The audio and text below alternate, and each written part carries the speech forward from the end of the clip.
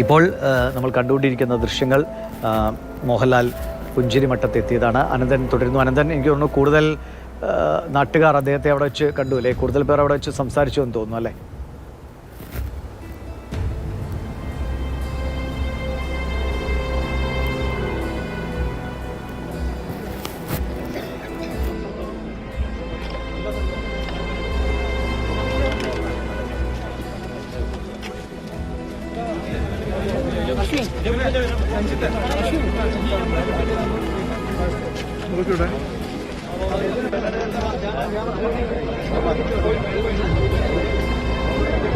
ഇവിടെ കൂടുതൽ നാട്ടുകാരൊന്നുമില്ല. ഇവിടെ 1-2 പേരെ ഉണ്ടായിരുന്ന രക്ഷപ്പെട്ടവർ വളരെ ചുരുക്കമാണ്.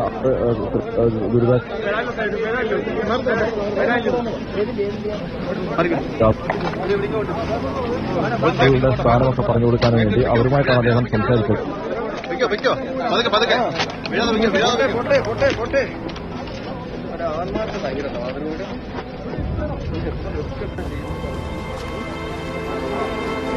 ഇപ്പോൾ അവിടെ നിന്ന് ഹോട്ടൽ ഒഴുകിയ വഴിയിൽ നിന്ന് പുറത്തേക്ക് വരികയാണ്. ഒരു പക്ഷേ അദ്ദേഹം മാധ്യമങ്ങളോട് സംസാരിക്കുമെന്നാണ് ഇപ്പോൾ കരുതുന്നത്. അതിനുള്ള ഒരുക്കങ്ങൾ ഇവിടെ ചെയ്യുന്നുണ്ട്. മാധ്യമങ്ങളെ ഇവിടെ വെച്ച് കാണാമെന്നാണ് അദ്ദേഹം അറിയിച്ചിരുന്നത്. അപ്പോൾ മോഹൻലാൽ ഇപ്പോൾ മാധ്യമങ്ങളെ ഇവിടെ വെച്ച് കാണും എന്ന് തന്നെയാണ് നമുക്ക് വ്യക്തമാകുന്നത്. സനി ഉദ്യോഗസ്ഥരും അങ്ങനെയാണ് പറഞ്ഞത്, ഇവിടെ വെച്ച് കാണാം എന്നാണ് പറഞ്ഞിരുന്നത്. അപ്പോൾ അദ്ദേഹം അവിടെ നിന്ന് ഇങ്ങോട്ട് വരുന്നുണ്ട്. സൈനിക ഉദ്യോഗസ്ഥർ അദ്ദേഹത്തെ ഇങ്ങോട്ട് ആനയിക്കുന്നുണ്ട്. അവിടുത്തെ നടപടിക്രമങ്ങൾ കഴിഞ്ഞു. ഉദ്യോഗസ്ഥരുമായി സംസാരിക്കുന്നു. കൂടുതൽ സ്ഥലങ്ങൾ നേരത്തെ എനിക്ക് തോന്നുന്നു അദ്ദേഹം അവിടെ എത്തിയപ്പോൾ അദ്ദേഹം പറഞ്ഞത് പിന്നീട് സംസാരിക്കാമെന്നാണ്. നമ്മൾ അവിടെയും മോഹൻലാലിന്റെ പ്രതികരണം അദ്ദേഹം പ്രതികരിക്കാൻ തയ്യാറാണെങ്കിൽ നമ്മൾ ആ പ്രതികരണം തേടുന്നു. അത് പ്രത്യേകിച്ച് മനസ്സിലാക്കേണ്ടത് അവിടെ എത്തി സ്വാഭാവികമായിട്ടും കണ്ട കാര്യങ്ങളെക്കുറിച്ച് അദ്ദേഹം പറയുക, എങ്ങനെയാണ് ദുരന്തബാധിതർക്ക് അദ്ദേഹത്തിൻ്റെതായ രീതിയിൽ അല്ലെങ്കിൽ അവരുടെ സിനിമ ഫ്രട്ടേണിറ്റിയുടെയൊക്കെ ഭാഗത്തുനിന്ന് എങ്ങനെയാണ് അവരിലേക്ക് സഹായം എത്തിക്കുന്നത് തുടങ്ങിയ കാര്യങ്ങളൊക്കെ അറിയാനുള്ള ഒരു വഴിയാണ്. അതുകൊണ്ട് അദ്ദേഹം ഒരുപക്ഷെ സംസാരിക്കാൻ തയ്യാറാവുകയാണെങ്കിൽ നമുക്ക് ആ പ്രതികരണം തേടുകയും ചെയ്യാം. എന്തായാലും ഇങ്ങനെ ഒരു സന്ദർശനത്തിന് അദ്ദേഹം തയ്യാറായത് തീർച്ചയായും സൈന്യത്തിൻ്റെ ചുമതല അദ്ദേഹം വഹിക്കുന്ന ആളെന്ന നിലയ്ക്ക് കൂടിയാണ്, ആ ഒരു ഉത്തരവാദിത്വം കൂടിയാണ് അദ്ദേഹം നമ്മളോടുള്ള നാടിനോടുള്ള ഉത്തരവാദിത്വം, ഒപ്പം തന്നെ സൈന്യം അർപ്പിക്കുന്ന ഒരു ചുമതല അതുകൂടി കൃത്യമായി നിർവഹിച്ചുകൊണ്ടാണ് ഈ സന്ദർശനം. വരും ദിവസങ്ങളിലൊക്കെ ഈ ദുരിതാശ്വാസ ക്യാമ്പുകളിലേക്ക് നമ്മുടെ പല മേഖലകളിൽ തിളങ്ങി നിൽക്കുന്നവർ, അത് അങ്ങനെ നമ്മളോട് നമുക്ക് വളരെ സ്നേഹം തോന്നുന്ന ഒരുപാട് മനുഷ്യരുണ്ടല്ലോ നമ്മുടെ ചുറ്റും. അങ്ങനെ അതിൽ പ്രമുഖരായവർ എത്തുന്നത് ഒരു വലിയ കാര്യം തന്നെയാണ്. ഞാൻ നേരത്തെ സൂചിപ്പിച്ചതുപോലെ ആളുകളെ പിടിച്ചു നിർത്താൻ, അവരുടെ മനസ്സിനെ കുറച്ചുകൂടി ആശ്വാസമേകാൻ, അവർക്കൊരു കരുത്തിൻ്റെ ഒരു ചെറിയ തണൽ നൽകാൻ, അല്ലെങ്കിൽ ഒരു കൈ സഹായം അവർക്ക് മുന്നോട്ട് പോകാൻ നമ്മളൊന്ന് കൊടുത്തു കഴിഞ്ഞാൽ, ഒരു കൈ പിടിച്ചു കൊടുക്കാൻ നമുക്ക് പറ്റിക്കഴിഞ്ഞാൽ അത് വലിയ കാര്യമാണ്. ആ ഒരു സാക്ഷാത്കാരമാണ് യഥാർത്ഥത്തിൽ ഇത്തരം സന്ദർശനങ്ങളിലൂടെയൊക്കെ ഇപ്പോൾ സാധ്യമാകുന്നത്. കാരണം ദിവസങ്ങൾ ഇന്ന് 5-ാം ദിവസമായിരിക്കുന്നു. നമ്മളെല്ലാവരും, ആ നാട്ടുകാരും നമ്മളെല്ലാവരും ആ ദുരന്തത്തിൻ്റെ ആഘാതം തിരിച്ചറിഞ്ഞു. ആളുകൾക്ക് എത്രത്തോളം വേദനകളുണ്ടായി, നഷ്ടങ്ങളുണ്ടായി എന്നെല്ലാം നമ്മൾ തിരിച്ചറിഞ്ഞു. ഇനി സ്വാഭാവികമായും മനുഷ്യന് മുന്നോട്ട് പോയേ മതിയാകൂ. മുന്നോട്ട് പോകാൻ നമ്മൾ നിർബന്ധിതരാണ്. അത് ആ ദുരന്തത്തിൽപ്പെട്ടവരെ ചേർത്ത് പിടിച്ചുകൊണ്ടാണ് നമ്മൾ മുന്നോട്ട് പോകേണ്ടത്.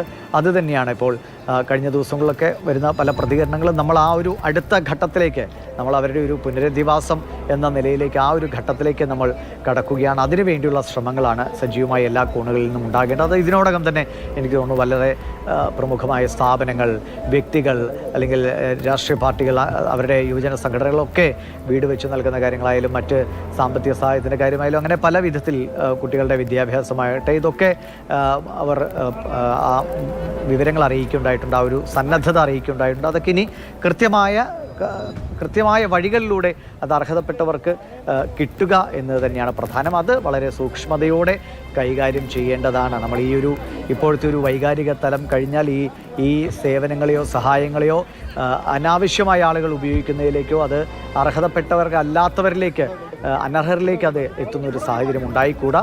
അതുകൊണ്ട് അത് കൃത്യമായ ആ ദുരന്തത്തിൽ ആഘാതമേറ്റവർ, ഏൽക്കപ്പെട്ടവരാരാണ്, അവരിലേക്ക് തന്നെ ഈ സഹായങ്ങൾ എത്തിക്കുക എന്നത് വളരെ പ്രധാനമായിട്ടുള്ള കാര്യമാണ്. ഇപ്പോൾ വീട് നിർമ്മാണമായാലും അല്ലെങ്കിൽ ഒക്കെ, ഒപ്പം തന്നെ നമ്മൾ കണ്ട ഏറ്റവും പ്രധാനപ്പെട്ട ഒരു കാര്യം, കുഞ്ഞുങ്ങളെ ദത്തെടുക്കാനുള്ള സന്നദ്ധത അറിയിച്ച് കുറേയേറെ മനസ്സുകൾ ഇപ്പോൾ സോഷ്യൽ മീഡിയയിലൊക്കെ പ്രതികരണം അറിയിച്ചു. വളരെ നല്ല കാര്യമാണ്. അത് ഈ ഒരു ദിവസങ്ങൾ കഴിയുമ്പോൾ ഈ ദുരിതാശ്വാസ ക്യാമ്പുകളിലേക്ക് ഒരു പ്രവർത്തനം, അവിടുത്തെ ഒരു തിരക്ക്, അതായത് മറ്റു കാര്യങ്ങളൊക്കെ അവർക്ക് ഒരു സ്വസ്ഥമായിട്ട് അവർ അവിടെ ജീവിച്ചു തുടങ്ങുമ്പോൾ അത് സ്വാഭാവികമായ നടപടിക്രമങ്ങളിലൂടെ അങ്ങനെ എന്തെങ്കിലും സാധ്യതകൾ ഉണ്ടെങ്കിൽ നമ്മൾ ആ നടപടിക്രമങ്ങൾ പൂർത്തിയാക്കി ചെയ്യേണ്ട ഒരു കാര്യമാണ്. നമ്മൾ സോഷ്യൽ മീഡിയയിൽ അത് കാര്യങ്ങൾ നമ്മുടെ സന്നദ്ധത അറിയിക്കുമ്പോഴും അതിൻ്റെ കൃത്യമായ നിയമ നടപടികൾ ഒക്കെ മുഖേന മാത്രം അതൊരു വൈകാരികമായുള്ള രീതിയിലുള്ള സമീപനവും ആകരുതേ എന്ന് പ്രത്യേകം ഓർമ്മിപ്പിക്കുകയാണ്. നമ്മൾ പലപ്പോഴും മനുഷ്യൻ വല്ലാതെ നമ്മളൊരു സങ്കടപ്പെട്ട് നിൽക്കുമ്പോൾ മറ്റുള്ള മനുഷ്യൻ്റെ നിസ്സഹായതാവസ്ഥ കണ്ടു നിൽക്കുമ്പോഴൊക്കെ നമ്മൾ പല തീരുമാനങ്ങളും എടുക്കും.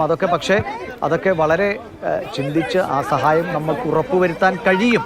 നമുക്കത് പൂർണ്ണ തോതിൽ 100% നമ്മൾ പറയുന്ന കാര്യങ്ങൾ നിറവേറ്റാൻ കഴിയും എന്ന് ഉറപ്പുവരുത്തിയ ശേഷം മാത്രമേ ദയവായി നമ്മൾ ആ നടപടികളിലേക്ക് കടക്കാൻ കഴിയൂ. അല്ലെങ്കിൽ അത് മറ്റൊരു ദുരന്തം നമ്മൾ അവർക്ക് സമ്മാനിക്കലാകും എന്ന് ഓർമ്മിപ്പിക്കുകയാണ്. ആ വാഗ്ദാനവുമായി മുന്നോട്ട് വന്ന എല്ലാ നല്ല മനസ്സുകളും കാത്തിരിക്കുക. അതിന് സർക്കാർ സംവിധാനങ്ങൾ സ്വാഭാവികമായിട്ടുണ്ടാകും. അത് ആരോഗ്യവകുപ്പോ അല്ലെങ്കിൽ സർക്കാരിൻ്റെ ഏത് ഡിപ്പാർട്ട്മെൻറ്റാണ് ആ കാര്യങ്ങളൊക്കെ നിർവഹിക്കുക എന്ന വഴിയെ നമുക്കറിയാം. ആ രീതിയിൽ മുറപ്രകാരം ആ കാര്യങ്ങൾ, നിയമപ്രകാരം ആ കാര്യങ്ങളൊക്കെ ചെയ്യാനും എല്ലാവരും ശ്രദ്ധിക്കുക. അത് ഞാൻ പറയുന്നത്, എടുത്തു പറയുന്ന കാര്യമാണ്. നമ്മളെല്ലാവരും നമ്മൾ നാടെല്ലാം സഹായവും പിന്തുണയുമായി ഈ നാടിനൊപ്പം നിൽക്കുമ്പോൾ അതിലൊരു തരി പോലും പാഴായി പോകരുത്. അത് കൃത്യം അർഹരിലേക്ക് തന്നെ എത്തണം എന്നത് വളരെ കണിശതയോടുകൂടി നമ്മൾ ചെയ്യേണ്ട കാര്യമാണ് എന്നുകൂടി ഓർമ്മപ്പെടുത്തുകയാണ്. എന്തായാലും പുഞ്ചിരിമട്ടത്ത് നിന്ന് അദ്ദേഹം മടങ്ങി എന്നാണ് മനസ്സിലാക്കുന്നത്.